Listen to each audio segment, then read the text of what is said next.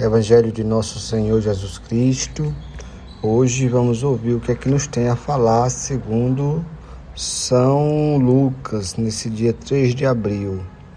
E assim nos fala: Então Jesus lhes disse: Como sois indigentes, como sois sem inteligências, e lentos para crer em tudo o que os profetas falaram. Será que o Cristo não deveria sofrer tudo o que sofreu para entrar na sua glória? A começar por Moisés e passando pelos profetas, explicou aos discípulos todas as passagens das Escrituras que falavam a respeito dele. Diferentes classes no mundo perguntam-se sobre a existência humana. Uma pergunta que é muito feita é referente aos motivos da vida. Por que viver? E a resposta para essa pergunta, quando não encontrada, tem levado a um dano muito grande em toda a humanidade, que é o suicídio. Pessoas têm grandes decepções e meio que não encontram a resposta para essa pergunta e acaba tirando a própria vida. E Jesus aqui, ele nos ensina a não sermos incrédulos. O conjunto do Evangelho nos ensina que o sentido da vida é o nosso aperfeiçoamento. E esse aperfeiçoamento próprio, que vamos desenvolver os valores, que eles são igual uma criança ao se tornar adultos, vai se solidificando dia após dia, vai crescendo dia após dia, ficando forte de uma forma que ficará indestrutível. Ele ocorre à medida que nós vamos passando pelas experiências. Jesus nos ensina que Deus é paciente e nos espera apesar dos nossos pecados, porque reconhece as nossas limitações. Então não deve ser nós mesmos a nos culpar quando as coisas não acontecem ou quando nós erramos. E se por acaso a gente vier a errar, seja até o ponto de achar que nada tem mais sentido, devemos lembrar de Jesus Cristo e do que Ele ensinou, que nosso sentido da vida é o nosso aperfeiçoamento.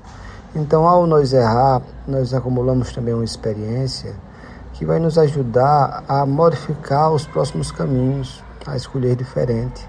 E ainda que escolhamos o mesmo, repetirmos o erro, ainda assim teremos outras oportunidades de refazer os caminhos. Então a lógica da vida está em nós viver essas possibilidades. Nós não podemos achar que devemos viver apenas para a vida eterna, devemos viver também para a vida terrena, porque é aqui o local onde a nossa consciência vai poder experimentar e nos preparar para uma próxima fase após a vida, que é a morte. E aí onde Jesus nos chama para o reino de Deus, esse reino que nós não conhecemos ainda, pelo menos não nos lembramos, mas é ao qual nós pertencemos. E essas experiências ficam na nossa mente? Aí é uma pergunta filosófica. Eu quero crer que essas experiências que nós vamos vivendo vai para uma espécie de um universo paralelo, que não fica só na nossa mente, como se fosse uma memória nas nuvens de um computador. Não necessariamente aquelas informações estão no computador, mas elas podem ser acessadas a qualquer momento. De forma que esse poder, essa engenharia espiritual é criada por Deus. Portanto, não nos sacrifiquemos quando as coisas não dão certo, e agradecemos quando elas derem.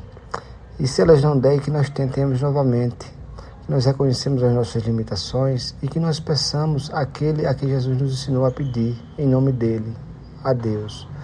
Pedir a Deus em nome de Jesus Cristo significa demonstrar essa vontade de conhecer e de se aperfeiçoar, de se tornar crédulo, e não incrédulo como Jesus Cristo nos convidou a não ser, aqui nessa passagem do Evangelho de hoje. Esse conhecimento, ele vai além de qualquer religião e ele é pessoal para todos nós e devemos utilizar ele em toda a nossa sociedade. Que Deus nos abençoe, o Evangelho esteja